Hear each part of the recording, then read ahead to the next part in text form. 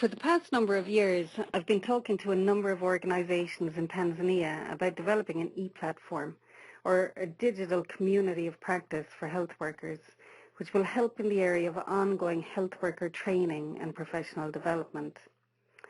A lot of work is already being done in this area through the work of the organisations I've been working with, as well as initiatives being carried out by others, whether this is through formal education courses, training workshops, meetings, newsletters, conferences, and so on. So the objective is not necessarily to try to replace all of these activities with one community of practice, but rather see how the e-platform can be used to link into what is already happening and to amplify it. I've been reading a lot in the past few months to try and get a better understanding of how to do this. And you can read the literature review if you wish, but for now I would like to give a brief outline of what I've learned and some thoughts that the review has generated. So the review aimed to examine the literature on how, when, where and why people engage in learning activities in order to better understand the possibilities of using technology to link different learning contexts to support adult lifelong learners, in this case health workers in Tanzania. I've been looking a lot at the concept of learning ecologies, which basically means that people don't necessarily get all the knowledge they need in one place or in one format. From a learning ecology perspective, learning can take place anywhere, at school, at university, at work, at home, or in any other formal or informal setting. It can be based on learning from textbooks or on sharing experiences through conversations with co-learners or colleagues. So it's basically the combination of all of these things. Traditional views of education for centuries have situated learning taking place in the classroom. More recently, non-formal options, including distance education, which allows students to follow a course but with the flexibility and convenience of learning off-site and at any time that suits them, has been more widely acknowledged as an acceptable form of education, as it has an inbuilt system to measure learners' progress through exams that allow successful candidates to gain the qualification. One of the things I read which made most impact on me was from a study carried out by the Economic and Social Research Council in the UK between 1994 and 2000. And this concluded that if learning was represented by an iceberg, the learning acquired through the type of education I just talked about could account for the sections above the water, while the two-thirds submerged section would be accounted for by informal education. I thought this was a very powerful image, and to be honest, it really surprised me. So I investigated it a bit further.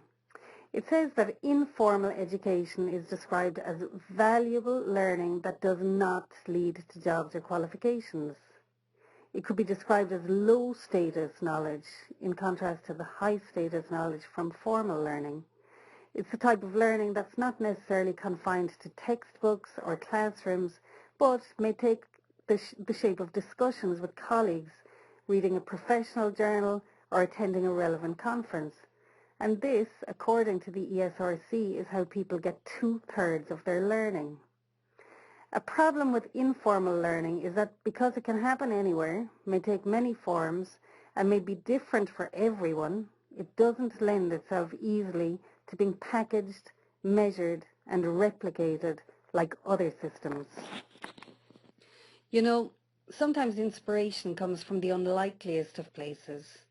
And for me, a light went on when I read a paper by a Serbian researcher who wrote something that is really obvious, and it's this, that the concept of lifelong learning connects different forms of education, formal, non-formal, and informal, into a single composition. In the context of the initiative we've been discussing for some years, this is what we're talking about staying with health workers after they have finished their training, to provide ongoing courses for professional development, opportunities for them to connect with other health workers, to learn from them and to share experiences. All the informal learning that's so important. Remember, it's two-thirds of the iceberg. But while there's often a tendency to abandon old ways of doing things in favour of the latest development, I think when we're talking about the learning opportunities for health workers in Tanzania, it's pretty obvious that there's not much value in undoing the things that are already working, but rather trying to add to these efforts by exploring additional things that can be done.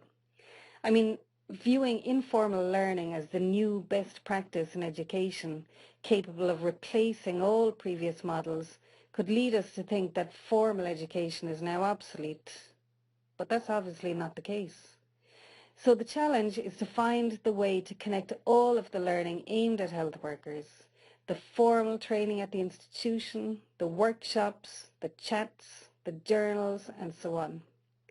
As the community of practice, or the e-platform structure, allows members to build their own individual learning pathways, it might be useful to explore how it could be designed more effectively so that members can connect not only with each other on a personal level, but also to link to other formal, non-formal or informal learning opportunities which may be virtual or real life. So a question for exploration may be this: how can these links be built into the community of practice, and what does each organisation need to do to ensure they are on the map of this learning ecology?